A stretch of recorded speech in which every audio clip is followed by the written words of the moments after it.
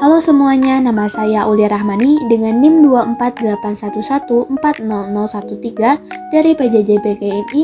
Pada video kali ini kita akan membahas topik yang sangat penting, yaitu perkembangan sosial emosional siswa SD maupun MI.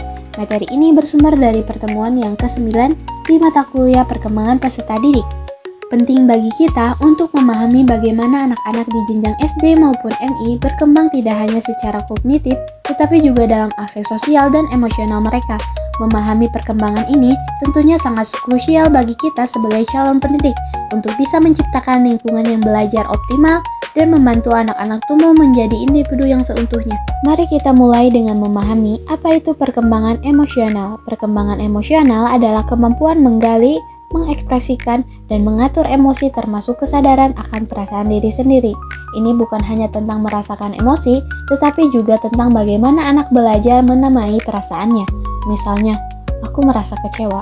Bukan hanya aku tidak suka, ini juga tentang bagaimana mereka belajar menyalurkan emosi tersebut dengan cara yang sehat, bukan meledak-meledak atau tantrum, atau memedamnya. Selanjutnya, dijelaskan bahwa perkembangan sosial adalah proses pemerolehan perilaku, nilai, dan keterampilan untuk berinteraksi secara efektif dengan orang lain.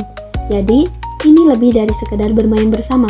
Ini tentang bagaimana anak belajar berbagi mainan, menunggu giliran saat berbicara, menyelesaikan konflik dengan temannya, memahami norma-norma sosial, dan mengembangkan empati terhadap perasaan orang lain. Jadi, mereka belajar bahwa di dalam masyarakat ada aturan dan harapan yang perlu dipatuhinya. Tentunya, kedua aspek ini, sosial dan emosional, tidak bisa dipisahkan dan saling memengaruhi. Seorang anak yang sulit mengolah emosinya mungkin akan kesulitan berinteraksi dengan teman-temannya. Sebaliknya, anak yang memiliki dukungan sosial yang kuat cenderung lebih mampu menghadapi tantangan emosional. Keduanya menjadi fondasi penting bagi keberhasilan anak di sekolah maupun dalam kehidupan bermasyarakat di masa depan. Biasanya, siswa SD maupun MI memiliki karakteristik perkembangan yang sangat dinamis dan berbeda-beda sesuai usianya. Mari kita lihat. Untuk usia 6 tahun sampai 8 tahun, pada usia ini yang sering disebut sebagai masa industri versus imperialitas dalam teori Erik Erikson. Anak-anak mulai mengembangkan rasa percaya diri dalam kemampuan mereka untuk mengerjakan sesuatu. Mereka penuh inisiatif untuk mencoba hal-hal baru dan sangat peka terhadap pujian dan kritik. Mereka juga mulai memahami konsep benar maupun salah dan konsekuensi dari tindakan mereka sendiri. Contoh aplikatifnya, kita sebagai guru bisa memberikan pujian yang spesifik atas usaha mereka, bukan hanya hasil akhir yang sempurna. Misalkan, ini tulisan kamu sendiri bukan sama orang lain? Sama tulisan kamu sendiri? Wah, hebat sekali. Ini membangun self-efikasi mereka. Kita juga harus mendorong mereka untuk berani bertanya di kelas, menciptakan suasana di mana tidak tahu itu adalah kesempatan untuk belajar, bukan aib. Misalnya, wah, ternyata pertanyaan kamu bagus sekali ya. Kita juga bisa meminta mereka membantu teman dalam tugas sederhana, seperti membagikan alat tulis atau merapikan sudut baca, untuk melatih interaksi sosial awal dan rasa tanggung jawabnya. Untuk usia 9 tahun sampai 12 tahun, di usia ini adalah transisi menuju pra-remaja. Siswa mulai mengembangkan kemandirian yang lebih besar, mencari identitas sosial mereka di luar keluarga, dan mengeksploitasi peran gender. Kelompok sebaya menjadi sangat penting bagi mereka. Penerimaan dari teman sebaya seringkali lebih berarti daripada pujian guru maupun orang tua. Mereka juga mulai mengembangkan pemikiran yang lebih kompleks tentang moralitas dan keadilan. Contohnya, guru dapat mengadakan proyek kelompok jangka panjang yang menuntut kerjasama, pembagian peran, dan penyelesaian masalah bersama. Misalnya, pembuat pemeran mini tentang ekosistem atau presentasi tentang sejarah lokal, diskusi kelas tentang nilai-nilai sosial seperti kejujuran, toleransi tentang perbedaan suku agama, atau pentingnya menghargai hak orang lain juga sangat efektif. Dorongan mereka untuk mengungkapkan opini dan mendengarkan perspektif yang berbeda. Selain itu, kegiatan ekstrakurikuler seperti klub sains, olahraga, atau seni bisa menjadi wadah penting bagi mereka untuk mengembangkan minat dan bakat sekaligus memperluas lingkungan sosial dan menemukan king positif mereka. Lalu, faktor apa saja yang memengaruhi perkembangan ini? Kita bisa melihat adanya faktor internal dan eksternal yang saling berinteraksi kompleks. Faktor internal ini adalah faktor-faktor berasal dalam diri anak, meliputi temperatur anak, misalnya apakah mereka secara alami pemalu, periang, atau mudah marah. Kesehatan fisik dan mental, Anak sehat cenderung lebih mudah berinteraksi, kemampuan kognitif, kemampuan memahami situasi sosial, dan tingkat kepercayaan diri mereka. Anak dengan rasa percaya diri tinggi cenderung lebih berani mencoba hal baru dalam interaksi sosial. Faktor eksternal ini adalah pengaruh dari lingkungan sekitar anak, termasuk keluarga yang merupakan lingkungan pertama dan paling penting dukungan emosional, gaya pengasuhan, dan nilai-nilai yang diajarkannya. Lalu ada teman sebaya, yang pengaruhnya meningkat seiring bertambahnya usia. Tentu saja, guru dan lingkungan sekolah, budaya sekolah, kebijakan disiplin, dan interaksi di kelas juga sangat memengaruhinya. Terakhir, media dan teknologi yang mereka akses saat ini memiliki dampak signifikan baik positif maupun negatif terhadap pandangan mereka tentang dunia dan interaksi sosial.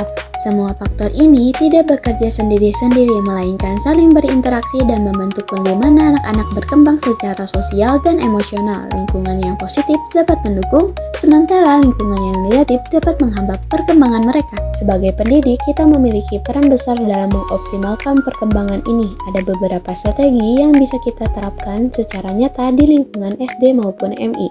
Optimalisasi perkembangan sosial. Pertama, kita bisa menggunakan metode pembelajaran kolaboratif, yaitu belajar dalam kelompok kecil. Ini melatih mereka untuk berkomunikasi, mendengarkan, dan bekerja sama. Kita juga harus mendorong kerja kelompok dan diskusi kelas secara rutin, selalu memberikan contoh interaksi positif sebagai teladan bagi siswa. Misalnya, bagaimana cara menyapa, meminta bantuan, atau menyelesaikan konflik. Terakhir, yang sangat penting adalah menegakkan aturan kelas yang adil dan konsisten untuk menciptakan lingkungan yang aman, terprediksi, dan tertata bagi semua. Contohnya, di kelas, guru bisa memfasilitasi circle time atau morning meeting setiap hari, di mana siswa belajar mendengarkan dan berbicara bergantian serta berbagi perasaan. Bisa juga mengadakan kegiatan peer matching, di mana siswa yang lebih pandai membantu teman yang kesulitan dalam mata pelajaran tertentu. Juga sangat baik untuk membangun rasa kebersamaan dan empati. Kedua, untuk perkembangan emosional, penting untuk membiasakan siswa menyebutkan perasaannya, berikan mereka kosakata emosi yang kaya, mengajarkan teknik relaksasi dan kontrol diri saat marah ataupun frustasi, seperti menarik napas dalam-dalam atau menghitung mundur, selalu dan memberikan penguatan positif atas upaya siswa, bukan hanya pada hasil yang sempurna, untuk membangun ketahanan emosional. Dan yang tak kalah penting, menjadi pendengar aktif saat siswa bermasalah adalah kunci agar mereka merasa didukung dan dipahami, bukan dihakimi. Contohnya, guru bisa membuat pojok emosi di kelas dengan gambar ekspresi wajah dan kata-kata emosi. Saat ada konflik kecil antar siswa, ajak mereka untuk menyampaikan perasaannya menggunakan kalimat, "Saya merasa titik-titik marah, sedih, ataupun kecewa." Karena titik-titik, ceritakan kejadiannya. Atau saat mereka terlihat cemas sebelum ujian, ajarkan mereka tentang teknik pernapasan 5 jari. Jadi, 1, 2, 3, 4, 5. Menghirup saat jari naik, menghembuskan saat jari turun. Selain peran guru di kelas, sekolah juga dapat memiliki program pendukung yang lebih luas. Ini termasuk bimbingan konseling untuk siswa yang membutuhkan dukungan lebih personal, penerapan kebijakan anti-bullying yang tegas, penyediaan berbagai kegiatan ekstrakurikuler yang beragam, serta pelatihan SEL, Social Emotional Learning, secara struktur untuk seluruh siswa. Demikianlah penjelasan mengenai perkembangan sosial emosional siswa SD maupun MI. Kita telah melihat konsep dasarnya, tahapan perkembangannya dari usia 6 tahun hingga 12 tahun, faktor internal dan eksternal yang memengaruhinya, serta langkah-langkah konkret untuk mengoptimalkannya di lingkungan sekolah dasar. Memahami dan mendukung perkembangan ini adalah investasi penting bagi masa depan anak-anak kita. Dengan fondasi sosial emosional yang kuat, mereka akan tumbuh menjadi individu yang tidak hanya cerdas secara akademik, tetapi juga matang secara emosional, berempati, mampu berinteraksi dengan baik, dan siap menghadapi berbagai tantangan kehidupan. Terima kasih banyak, saya Aulia Rahmani. Sampai jumpa. Wassalamualaikum warahmatullahi wabarakatuh.